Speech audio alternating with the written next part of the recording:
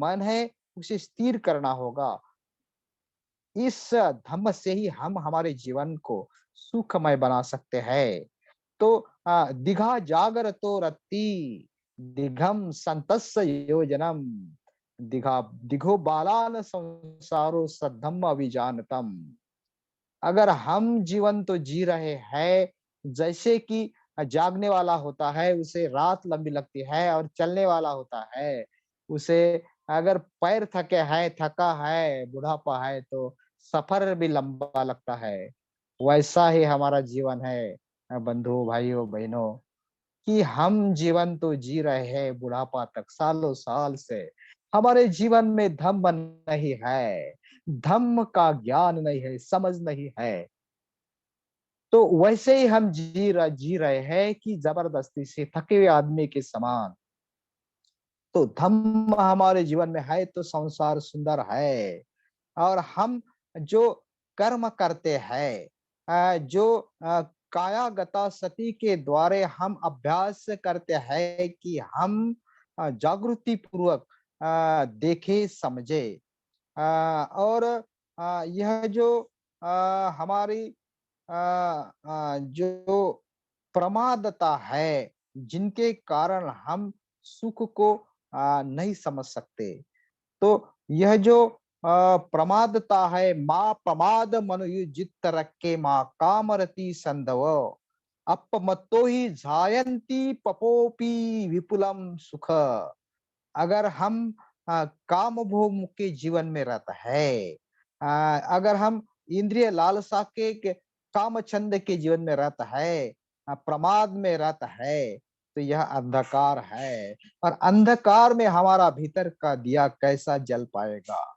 तो प्रमाद जो है उससे बाहर निकलकर अप्रमादी बनो, काम भोग में मत फंसो। और तब ऐसे प्रमाद को छोड़कर अगर ध्यान करते हैं तो विपुल सुख की प्राप्ति कहते हैं। अ, विपुल सुख की प्राप्ति होती है, बुद्ध ऐसे कहते हैं। तो यही जो प्रमादता का जीवन है, जो आखिरी का बुद्ध का संदेश है कि अप मादेन संपादित स्मृति पूर्वक जियो, जागृति के साथ जियो। जिस जागृति में शांति है, आनंद है, सुंदरता है, हमारे जीवन में यह जागृति जैसी दूसरी सुंदर बात कोई नहीं है।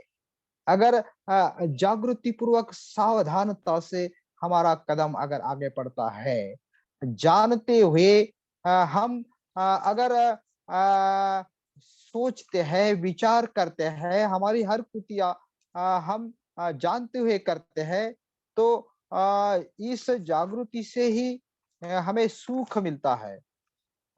जो हमारे काया से हम अनुभव करते हैं कि हम जानते हुए खाना खा रहे हैं, जानते हुए हम बैठ रहे हैं, जानते हुए हम काम कर रहे हैं। जागृति के साथ हर अगर हम अगर खड़े भी रहे, सोए भी है, या जहाँ-जहाँ काया अवस्थित होती है, उसे देखे, जाने, समझे।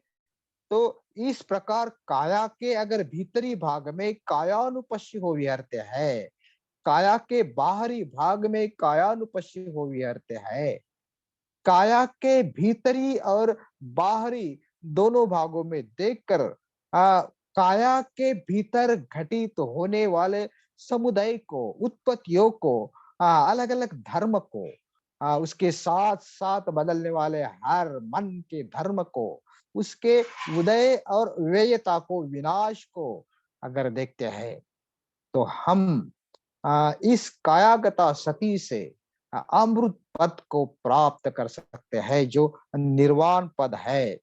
तो यह जो है मार्ग जो है, जो आज के दिन बुद्ध ने इस धम्म चक्र को गतिमान किया था। और जब तक इस प्रैक्टिस के द्वारा हम इसमें गहराई में नहीं उतरते, धम्म को हम नहीं समझ पाते। और इसी कारण बुद्ध सोच रहे, देख रहे किसे मैं बताऊं। ब्रह्म ब्रह्म संस्पति जब याचनाएं करते हैं और बुद्ध सहमति दर्शाते हैं और जगत के कल्याण के लिए धम्म को इस चक्र को गतिमान करते हैं, सारनाथ को धम्म को पांच परिवारों को बताने के बाद सारे जगत में बहुजन हिताय बहुजन सुखाय भिक्षुओं के साथ परिभ्रमण करते हुए पूरे अपनी उम्र धम्म प्रचार के लिए लगाते हैं। तो यह जो श्रेष्ठ मार्ग है इस धम्म चक्र के द्वारा धम्म का निर्माण के द्वारा बताया है। तो उसमें मग्गा जो मार्ग बताया है, मग्गा न ठंड को सेठो सच्चान चतुरो पदो विरागो सेठ धम्मान दीपदानंत चक्षुमा। यह जो बात है मार्ग की बुद्ध बताते हैं कि आर्य अष्टांगिक मार्ग यह सभी के लिए जो इस राह से चलता है तो संबोधि के ओर सम्यक समाधि के ओर पहुंच के संबोधि की प्राप्ति करता है।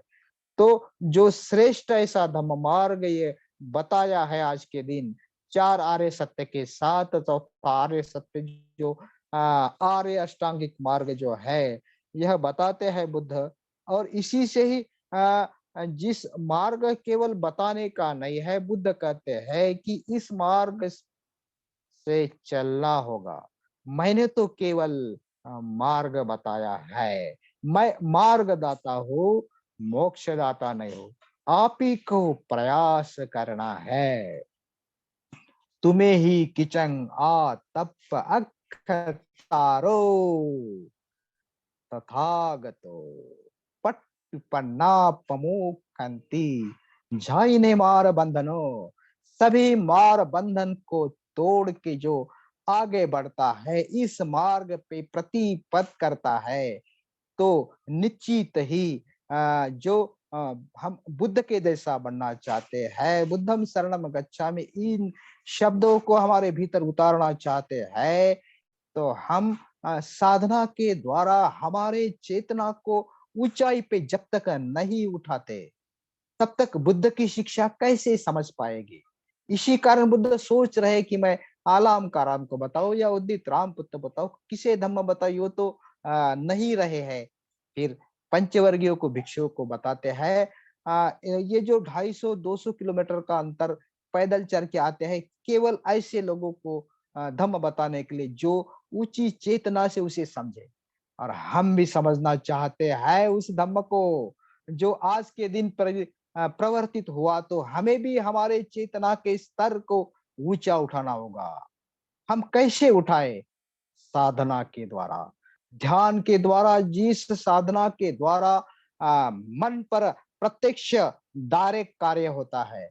और अगर आज का दिन को हम समझना चाहते हैं तो हम हमारी साधना जो है, चाहे जो आनापानसति मेत्ता भावना हो, जो समता ध्यान भावना हो, इस समता ध्यान भावना के ऊपर बनाए हुए जो अलग अलग ध्यान के जो प्रकार है, और इसी से ही सतिपट्ठान जो भगवान बुद्ध ने बताया है, विशेष तौर पे सभी प्राप्त किए हुए अरहंत सभी ऊंचे चेतना वाले भिक्षुओं को इकट्ठा करके बुला के बताया है कि यह जो सतिपट्ठान है सभी सत्वों के दुख तौमनस्य को नष्ट करने के लिए, शांति के लिए, सुख के लिए, निर्वाण के प्राप्ति के लिए है। और ये चार स्मृति पठान में यह कायागता सती, यह एक स्मृति पठान है जिसके आधार पर हम हमारे कर्म को नैतिकता की ओर मोड़ सके, हमारी एक रूपता को नैतिकता की ओर मोड़ सके। और इसी से ही हम हमारे कर्म को धर्म नियम में बदल सके। हम जो कर्म करते हैं, जो कर्म उसके परिणाम कुशल सकारात्मक हो। अगर हमारे कर्म पाप पूर्णक है, पापोपि पश्यति भद्र याव पापो न पच्यति यदा च पच्यन्ति पाप अथ पापो पापानि पच्यन्ति। अगर हम इस पाप कर्म को करते रहते हैं क्योंकि हमें वो अच्छा लगता है, हमारे इंद्रिय को हम और करते हैं, जैसे बूंद बूंद से घड़ा भरता है। और इस पाप कर्म जब फल देने लगता है तो दुख भुगतना पड़ता है। जिस कर्म के विपाक जो है रोते हुए भुगतना पड़े ऐसा कर्म ना करे। नतम कम कतम साधु ये कतवानुतप्तति यस्य सुमुखम रोदम पटी सेवती। हमारे आंखों से आंसू बहे ऐसा हमारा दुखमय परिणाम हमारे कर्म से ना हो। तो ऐसा कर्म ना करे जिसे जिसके परिणाम को रोते हुए भुगतना पड़े। यह जो पंचशील शिलाचरण सदाचरण की बात है, आज ही के दिन बुद्ध ने शुरू में बताई। यह शिलाचरण है, यह समाधि का आधार है। वही प्रज्ञाओं को विकसित करता है, वही संबोधि का वह अंग है। और हम हमारे जो कर्म है ऐसे ऐसे करें जिस कर्म से हम सुख शांति समाधान का लाभ ले। हम हमारे काया की हर कृतियों के प्रति संवेदनशील रहे, जागरूक रहे, सजग रहे। मैं जानता हूँ कि मैं मेरी काया से किए हुए हर कर्म के प्रति सजग हूँ। उसके अनुभव के प्रति जानते हुए मैं गमन करता हूँ, उसका अनुभव लेता हूँ, आलोकन विलोकन करता हूँ। जानते हुए में मेरा सिकोड़ना है, फैलना है, आसन, पान, खादान, अखादन, पाखाना, पेशाब, हर मेरी जो क्रिया है, जो शरीर के द्वारा घटित होती है, उनसे मैं अनदेखा ना करूँ। पूरे जागृति के साथ जानकर करूँ और उसी से ही मैं मेरे चक्षुओं को विकसित करूँ। तो दिशो दिशम यंतम कैरा वेरी वापन वेरी नम मिच्छापन हितम चित्तम पापियोनम ततो करे। तो यह ये जो हमारे अकुशल कर्म जो है, पाप पूर्ण कर्म जो है, वह हमारा इतना नुकसान करता है, इतना हमारा जीवन को बर्बाद करता है, जितना हमारा जो दुश्मन है, वैरी है, शत्रु भी हमें नुकसान नहीं पहुंचाता। तो यही यही बात बुद्ध इसलिए कहते हैं कि शुद्ध करो, क्योंकि वही हमारे जीवन को नुकसान करता है। माता पिता तो हमें शरीर देते हैं, जीवन देते हैं, जन्म देते हैं, लेकिन उस जल जिस जीवन को हम कैसे सवारे, उस जीवन को हम कैसे अच्छे बनाए। तो न माता पिता कैरा ये वापी च नात को समापन हितम चित्तम पापियोनम ततो करे।